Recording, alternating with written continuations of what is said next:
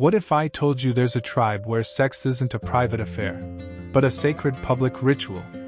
A place where intimacy isn't hidden behind closed doors, but celebrated out in the open, as part of ancient tradition. In a remote corner of the world, one tribe holds public sex ceremonies, and not for the reasons you might think. This isn't just about shock value, it's about belief, identity, and centuries-old culture. So why do they do it? And what can we learn from a lifestyle so radically different from our own? To understand how a tribe could normalize public sex rituals, we need to travel deep into the heart of indigenous culture, far away from modern cities, technology, and Western norms. This tradition doesn't come from a place of exhibition or rebellion. It comes from ritual, fertility, and deep spiritual meaning. In tribes like the Trobriand Islanders of Papua New Guinea, sexual freedom is deeply embedded into their way of life. Here, sex isn't something taboo. It's something sacred, intertwined with birth, life, and community unity. But how did such a tradition begin? Centuries ago, before colonizers set foot on their land, tribal people didn't view sex as shameful or dirty. For them, it was part of the natural cycle of life, as normal as eating, sleeping, or hunting. Fertility rituals in public weren't about arousal. They were about blessing the land, ensuring survival, and calling upon the gods for a good harvest or strong offspring. And here's where things take an unexpected turn.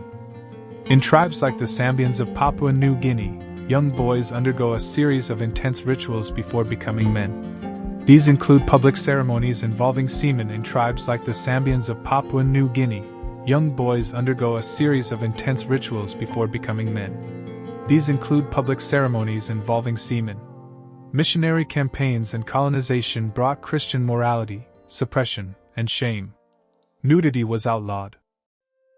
Public rituals were banned. And many tribal people were forced to abandon the customs that had shaped their identity for centuries. But some traditions survived, hidden deep in the jungle or revived in modern forms. And here's the most fascinating part. Even today, in some tribes, ceremonial sex plays a role in healing. Certain African tribes believe that sex can cleanse spiritual energy. In these rituals, shamans guide couples in sacred unions to ward off illness or bad omens.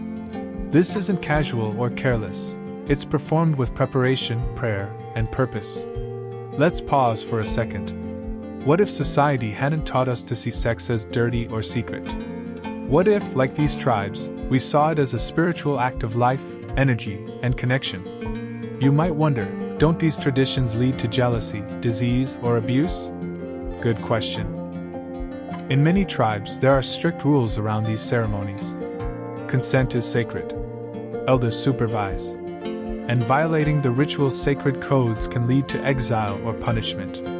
It's not a free-for-all. It's structured, communal, and often tied to the calendar, agriculture cycles, or coming-of-age events. There's a reason these traditions have survived for centuries. They work within their cultural logic. And while modern media might sensationalize them, they're not about pleasure, they're about meaning. Some anthropologists argue that public sex ceremonies actually reduce violence, increase openness about relationships, and create deeper bonds within the tribe. Think about it. When something so powerful is shared and not hidden, it loses its taboo. It becomes a tool for unity, not control. And while many of these traditions are fading, they still echo in the hearts of the elders and the rituals they pass down. In our fast-paced world filled with shame, secrecy, and repression, could these ancient cultures hold the key to healthier intimacy? It's not about copying them. It's about learning how differently humans can live, and still find balance, respect, and connection. The real question is, who decides what's normal? From remote villages in the South Pacific to hidden corners of the Amazon, public sex ceremonies are a reminder that the human experience is vast, varied, and full of wisdom we've barely scratched the surface of. Their way isn't better or worse, just different. And maybe that's what makes it worth understanding. Thanks for watching. If you found this story eye-opening, give this video a thumbs up and share it with your friends. Subscribe and hit the bell icon for more deep dives into fascinating stories from around the world.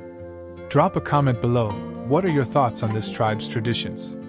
Do you think society can learn something from it? I'd love to hear your perspective. Would you like me to turn this into a voiceover script format or add chapter titles for YouTube timestamps?